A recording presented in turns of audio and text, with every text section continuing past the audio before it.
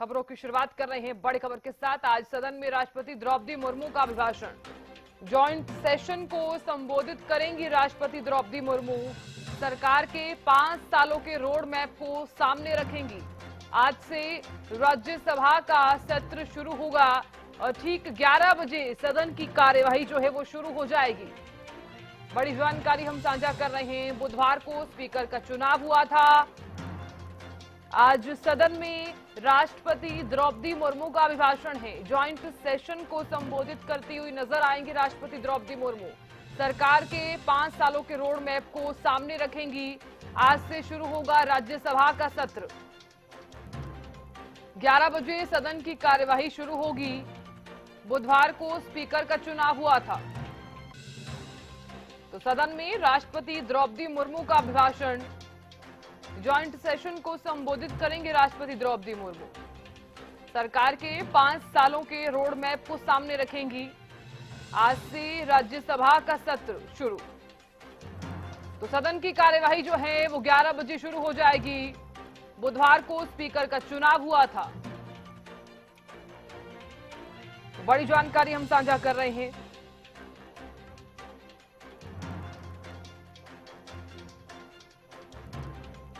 तो सरकार के 5 सालों के रोड मैप को सामने रखा जाएगा।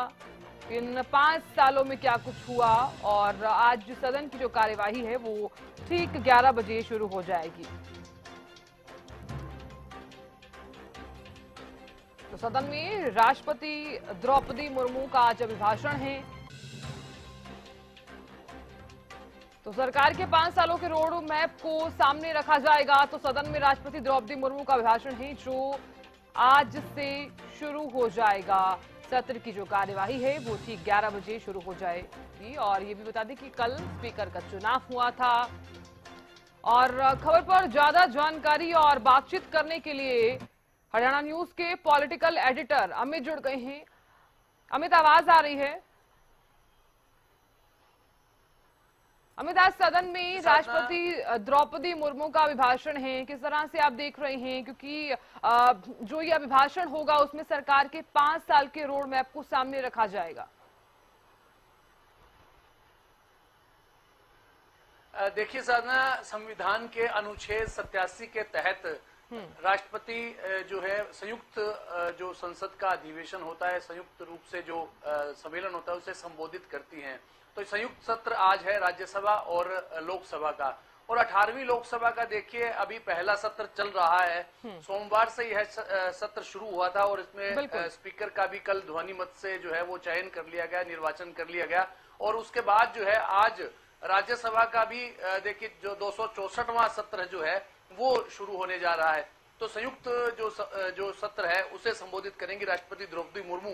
इससे पहले वे पहुंचेंगी संसद भवन और अपने जो परंपरागत रूप से जो घुड़सवार अंगरक्षक हैं उनके वो लेकर आते हैं। उसके बाद प्रधानमंत्री नरेंद्र मोदी के साथ साथ लोकसभा के स्पीकर और राज्यसभा के सभापति उनका अभिवादन करते हैं, उनका वेलकम करते हैं और नई संसद भवन के गज द्वार पर उनका अभिनंदन किया जाएगा। उसके बाद एक परंपरागत रूप से एक सेंगोल है उसको लेकर उनके अगुवाई करते हुए उन्हें संसद तक लाया जाएगा।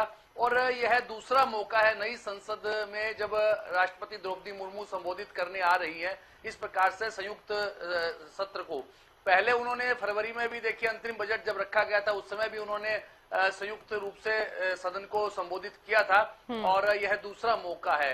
तो ऐसे में राष्ट्रपति का यह अभिभाषण है, इसमें देखिए क्या कुछ वे कहती हैं, क्योंकि पिछली बार जो सरकार की जो कुछ उपलब्धियां पिछले साल के दौरान रही थी उनको निश्चित रूप से वे राष्ट्र के सामने अपने इस अभिभाषण के दौरान रखेगी। और साथ साथ जो 5 साल का अगला रोड मैप है, यानी कि सरकार किन जो अपनी बातों पर चलने वाली है, क्या कुछ सरकार करने वाली है, इस तरह की तमाम चर्चाएं वे अभिभाषण में अपने करेंगी। देखिए लगातार जो सरकार के द्वारा किया जा रहा है, कहा जा रहा है, और तीसरी बार मोदी सरकार बनी है उनके द्वारा यही कहा जा रहा है कि 2047 तक विकसित राष्ट्र का स्वप्न एक देखा जा रहा है। बिल्कुल। और साथ साथ 2027 तक तीसरी आर्थिक महाशक्ति दुनिया की बनने के लिए बात की जा रही है।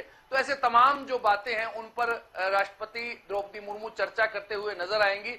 और एक तरह से उसके बाद देखिए जो धन्यवाद प्रस्ताव आएगा, धन्यवाद पर बहस होगी और प्रधानमंत्री नरेंद्र मोदी भी 2 या 3 जुलाई को सत्र को संबोधित करेंगे।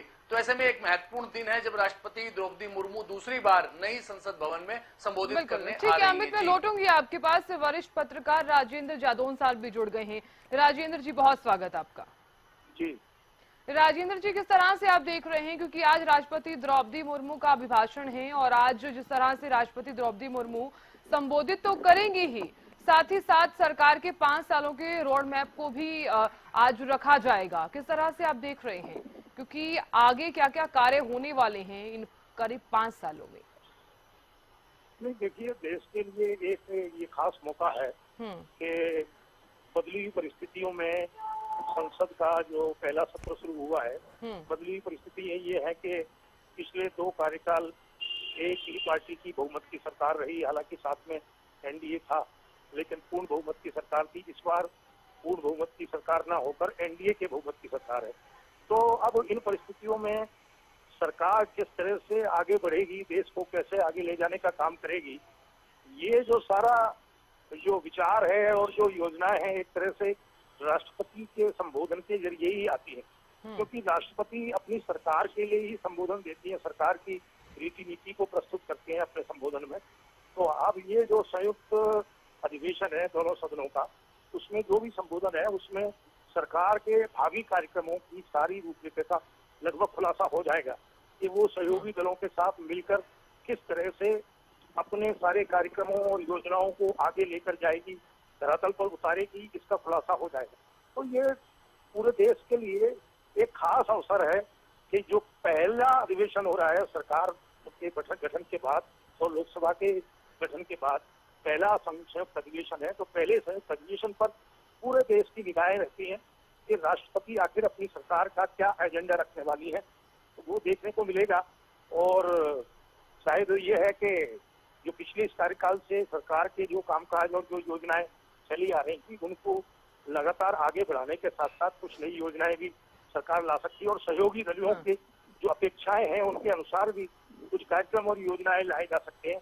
तो अब ये राष्ट्रपति के संबोधन में कुछ ही समय में खुलासा होगा, सारे देश की निगाहें उस पर लगेगी। बिल्कुल, बहुत शुक्रिया राजेंद्र जी, आप हमारे साथ जुड़े और बातचीत की आपने। अमित, आपको भी बहुत बहुत शुक्रिया बातचीत करने के लिए और विश्लेषण करने के लिए। तो देखिए, आज सदन में राष्ट्रपति द्रौपदी मुर्मू का अभिभाषण है और बुधवार को स्पीकर का चुनाव हुआ था। ये भी बता दें कि अब जो लोकसभा के जो स्पीकर हैं वो ओम बिरला हैं।